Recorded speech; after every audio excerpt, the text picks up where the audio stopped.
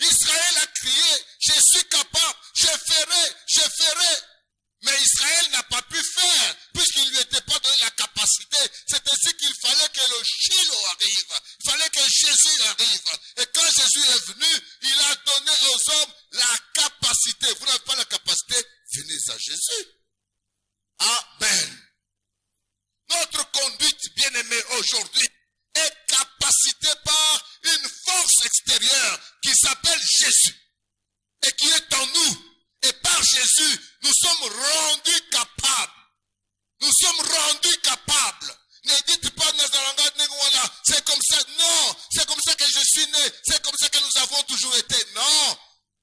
Regarde, si tu as confessé sincèrement ton péché, si tu as accepté Jésus sincèrement, si tu marches dans la nouveauté de vie, mon frère, il y a en toi une force que tu n'utilises pas. Il y a en toi une capacité que tu ne veux pas utiliser à cause de ton background. Il y a en toi une capacité que tu ne veux pas utiliser à cause de ton passé. Nous n'altérons point la parole de Dieu.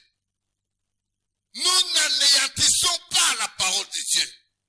Nous ne rendons pas la parole de Dieu inutile. Au contraire, nous vivons par la parole de Dieu. Partout où nous sommes, nous pouvons parler. Nous allons voir. Il y a des places où on ne vous demande même pas de parler, mais seulement de vous conduire. On voit seulement votre conduite. Vous ne parlez pas. Vous ne dites pas un mot. Vous ne dites pas à quelqu'un, je crois en Jésus, je suis chrétien. Non, on voit seulement votre conduite. On dit non, cet homme, il y a quelque chose qui est en lui. Amen. Il y a quelque chose qui s'est passé en lui. 1 Thessaloniciens 2, verset 10e. La Bible déclare, vous êtes témoins, et Dieu l'est aussi, que nous avons envers vous qui croyez une conduite sainte, juste et irréprochable. Vous êtes témoins. Alors si on appelle au témoin, on veut dire que vous avez la possibilité de voir avec vos yeux que nous avons eu une conduite sainte, juste et irréprochable au milieu de vous. C'est-à-dire quand Paul prêchait, quand Paul annonçait la parole, bien aimé, non seulement il l'annonçait, mais il vivait la parole. Il vivait la parole. Il était capable de dire, soyez mes imitateurs, comme moi, je suis imitateur de Christ.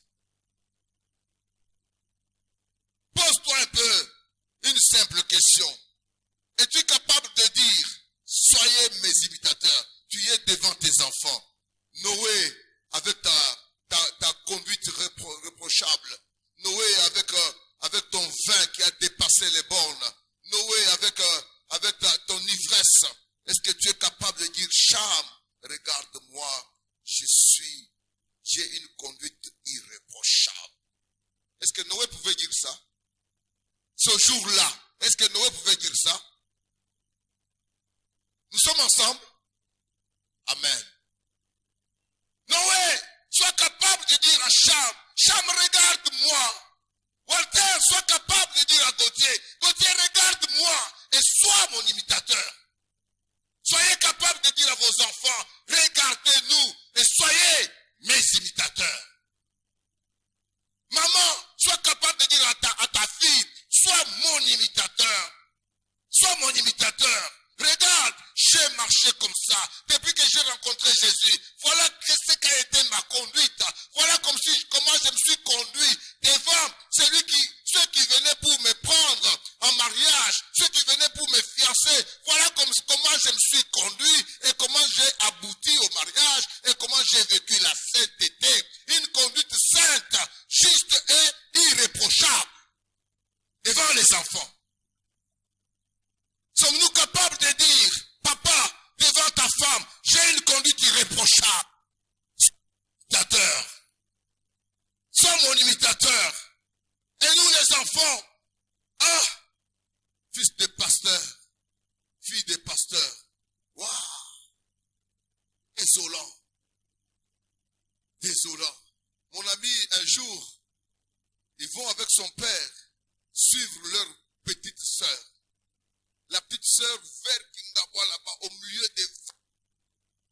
Quand on a pris même des militaires, on arrête la fille dit, je ne connais pas, on va m'enlever, je ne connais pas son père, je ne connais pas ses frères, les propres frères à Wanganaba. Ils sont en train de m'enlever. Ah. On l'appelle avec son nom. De l'autre côté, il avait déjà changé de nom. Et puis, je ne sais pas. Bon, comme de ce côté-là, on ne regarde pas aussi les cartes d'identité, tout ça. Bon, on ne pouvait pas. Mais le père dit, c'est ma fille, c'est la sœur de mes enfants, et nous l'avons retrouvée. Nous avons eu des informations qu'elle était ici, et nous venons la récupérer.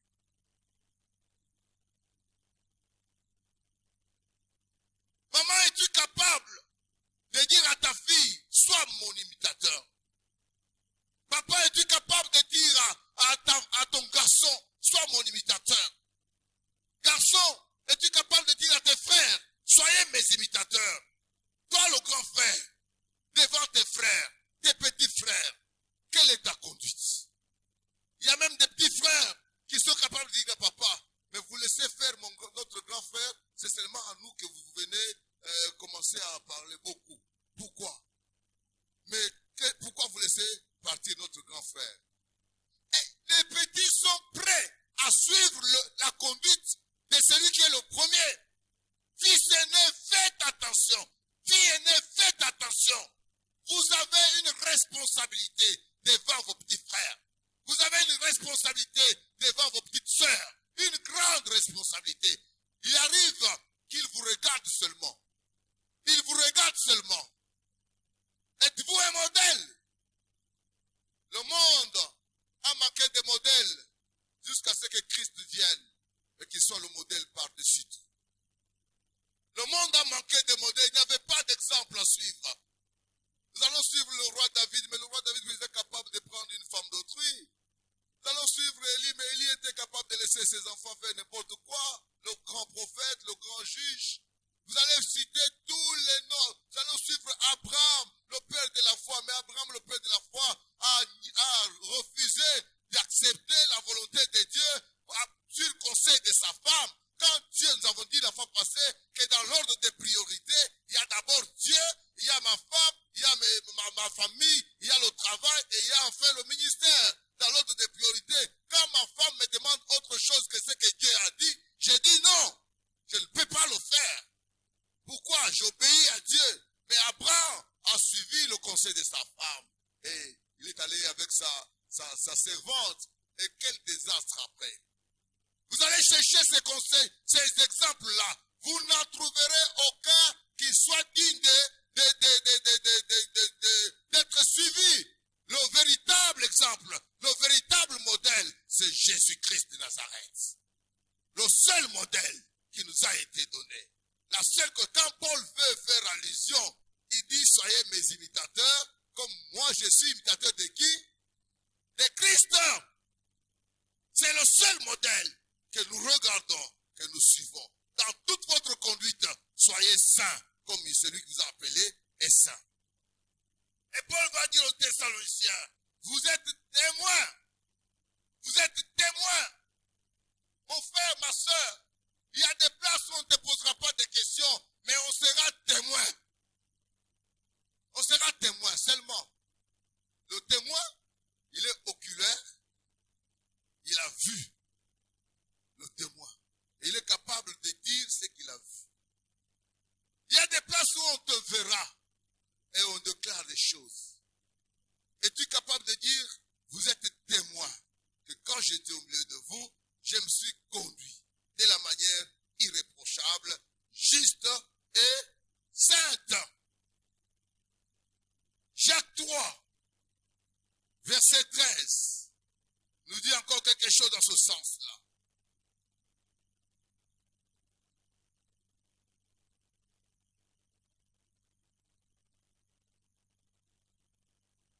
Jacques 3, verset 13. Lequel d'entre vous est sage? Qui est sage parmi vous? Qui est intelligent au milieu de vous? Lequel d'entre vous est sage et intelligent? Qu'il montre ses œuvres par une conduite, une bonne conduite, avec la douceur de la sagesse. Le sage ne dit pas aux gens, comme nous voyons les grands professeurs d'université, j'avais encore 19 ans, 18, 19, et j'étais tenté de corriger le professeur. J'ai dit, pauvre, jamais j'ai appris qu'on parlait de la calculette, on parle de la calculatrice. Il me pose la question, petit, tu as quel âge? J'ai dit, j'ai 19 ans, tu as tout intérêt d'apprendre de moi. À ton âge, j'étais déjà en Espagne en train de faire les études supérieures. Parfois, je m'étonne de mon intelligence. Quand il dit ça, il dit, bon, merci beaucoup. Quelqu'un qui s'étonne de son intelligence. Alors, toi qui es en train d'apprendre, tu ne peux que te taire et apprendre de lui. Mais vous allez voir, celui qui s'étonne de son intelligence en train de vendre les points. Oh, tu es très intelligent, très sage, doué, mais comment arrive-t-il que tu vendes des points? Comment arrive-t-il que tu aies une liste sur laquelle ceux qui ont acheté le syllabus, ils ont déjà la moitié des points? Ceux qui ont seulement acheté le syllabus, il y a des étudiants qui sont des travailleurs et ils ont, quand on achète le syllabus, ils donnent leur argent puisqu'ils ont de l'argent et comme il a déjà acheté le syllabus, il a déjà la moitié des points. Ces points-là, c'est par rapport à l'application, par rapport à la formation ou c'est par rapport à l'achat des syllabus. Tant de mon intelligence, mais ta conduite est reprochable. Ta conduite est reprochable.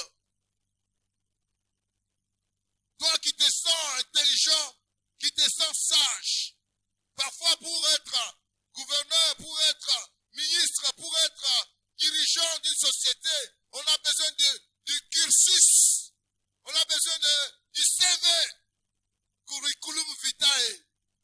D'où est-ce que tu as étudié? Qu'est-ce que tu as fait? Oh, mais c'est fantastique. Mais quand nous regardons le curriculum ici, mais non, ça c'est quelqu'un de très intelligent, de doué. Prenez-le, mettez-le. Et quand vous le mettez, c'est lui le premier à mettre la main dans la caisse de l'État et mettre dans la poche. Qu'est-ce que ta sagesse t'a servi? À quoi ta sagesse t'a-t-elle servi? À quoi ton intelligence t'a-t-elle servi? À quoi tes études t'ont-elles servi? À quoi ton CV a-t-il servi? À quoi? Mes amis, il est important que nous parlions de ces choses pour que notre société change. Il est important que nous parlions de ces choses pour que la vie chrétienne ne soit plus une vie de bouche, de paroles, mais que ce soit une vie de conduite responsable, en commençant par notre propre maison. Une vie de conduite responsable. Oh, je faisais voir à notre frère, pasteur local, je lui faisais voir une vidéo que j'ai eue d'un pasteur reconnu, je ne vais pas citer son nom ici. Ici, le nom qui est cité, c'est le nom de Jésus. Alors, il voit la médiocrité de la pastorale. Mais allez, regardez, ils ont même des télévisions. Quand nous nous battons avec nos amis ici pour aller même sur YouTube, eux, ils ont des télévisions. Ils ont tout ce qu'il faut pour répandre le message. Mais quel message ils répandent? Nous avons vu avec lui comment il confessait que la plupart de nos frères dans l'église de réveil sont allés vers les démons, sont allés vers les maisons occultes pour avoir des puissances. Mais quelle puissance? Hier nous partageons avec nos frères, papa Kalinga et les autres, papa Laurent. Papa Kalinga dit, mais c'est pas possible. Y a-t-il dans ce monde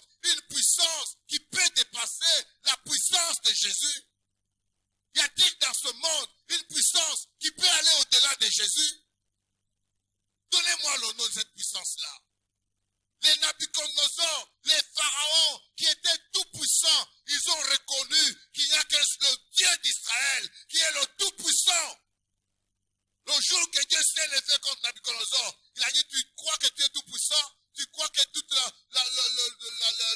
le Moyen-Orient est entre tes mains? Alors je vais te montrer ma puissance. Tu deviendras comme une bête des champs. Tu vas aller dans les champs. Tu vas manger de l'herbe. Et Nabucodonosor est allé dans les champs. On lui a réservé le pouvoir. Mais il est allé dans les champs comme une bête des champs. Il a fait le temps que Dieu lui avait donné. Et le jour qu'il fallait qu'il revienne,